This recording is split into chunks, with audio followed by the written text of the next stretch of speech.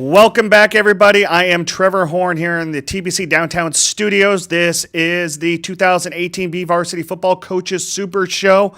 We now welcome in Chad Martinez, the head coach at Wasco. Chad, you there? How are you? I'm doing good. Just trying to stay cool. Hey, man, I appreciate you being able to call in. I know you had a prior commitment on campus, but thanks for taking a little bit of your time. For those that don't know, last year Rick Stewart had taken over the football program at Wasco. He had some medical conditions that he needed to step away. Chad came in and took over the program late in the year. Chad, for those that don't know who you are, give us a little insight exactly who you are as a football coach and a man. Well, I grew up in Inglewood, so Los Angeles city section where I played most of my football. So I'm not a native to the Central Valley. I played sports all throughout high school, football and soccer and track, and then from there I went to Fresno State to play for a couple years, and after that I got into I switched my major from engineering to teaching just because it was so much fun. I knew I wanted to coach and just give back to what I felt like the game would given me so much and taught me a lot. I started working in the after school program, got into teaching, and then started coaching at Washington Union up there with Coach Randall. And then from there, I went to Delano, and now I'm at Wasco. What years were you at Washington Union? I was 2014-15. Okay, so that was a little bit after. I've got an old high school buddy that used to coach there a few years before that. So obviously, you've had enough time here in the Central Valley. You had the Wasco program last year. How much have you noticed how big Tigers football is in that city up there? I mean, Tigers football is just huge in this city. I mean, it's such a great, community to be a part of, just because the support the football program has, the support the boys have. The town is 100% behind the boys, and that's really important going forward throughout, just the program in general. Just having that community support when it's one town, one high school, one family, and that's just huge. Just having that support. For those that don't know, today in bookshelves and on Amazon.com is a book by Cal High sports editor Martinez called High School Football in California. I got an advanced copy. I finished it this morning, and in there they talk about the reforming the state playoffs, and Wasco really was the one school that really got everybody talking about adding more state playoff games in to give everybody a chance to compete. And we're talking about the 2012 season where the team went 13-0 and was left at home for the state playoffs. I mean, we're only 6 years removed from that under Coach Russell Prado, who obviously is still on campus, still an integral part of your football program. But for you, how much of that success do you look back at and go, you know what, we could fight to do that again. We've got the football players in this town. And how much of that, Mark Tennis talked about, that was the big crux of it. I mean, they went to the state capitol to try to get Wasco in there, and they couldn't do it. But how much of that tradition really gets you excited as a football coach? I mean, it's just really exciting just for the simple fact that, they've been there before, and it's not, something that's new to the town. The expectation is this football program does well.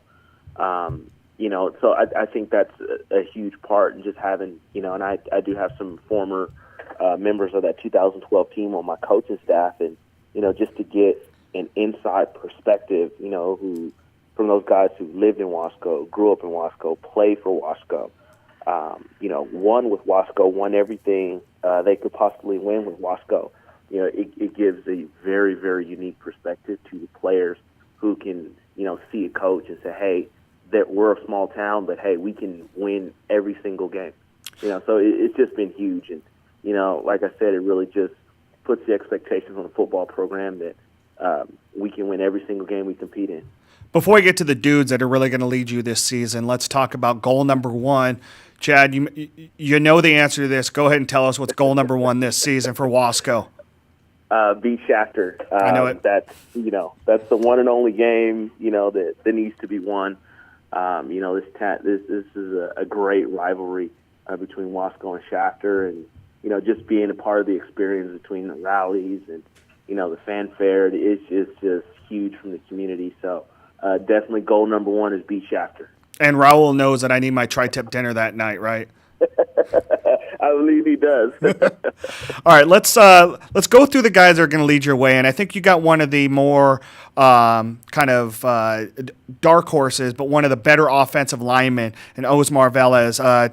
Just how much does his leadership for you guys really set the tone on both sides of the ball for you? I mean, he's a great kid. I mean, in the classroom and on the field. He practices. He leads by example. So when he practices, he gives everything he has, every rep.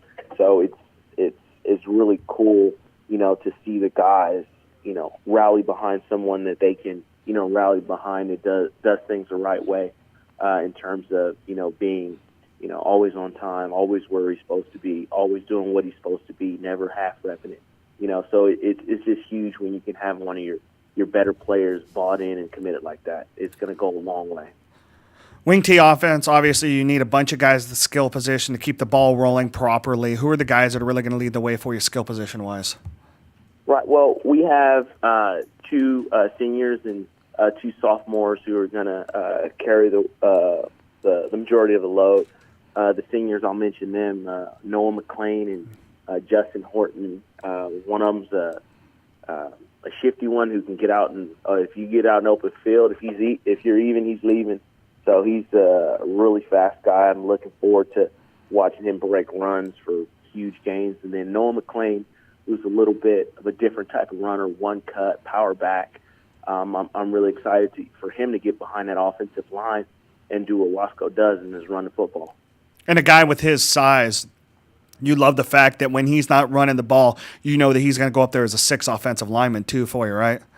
Oh yeah. That's that's huge, and he's just a beast in the weight room, and another one of those guys I know is going to make big plays on the defensive side of the ball as well.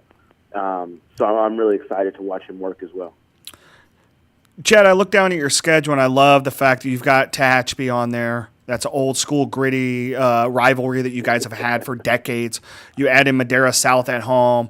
Their head coach, probably one of the best head coaches in the north half of the section, and Matt Johnson. You're at North. And then you start league play at McFarland, and then you come back and you got one more non-league game against Delano before you start off that big slate against Kennedy and Chavez and Arvin Taft and Shafter. And you obviously finish up with Shafter.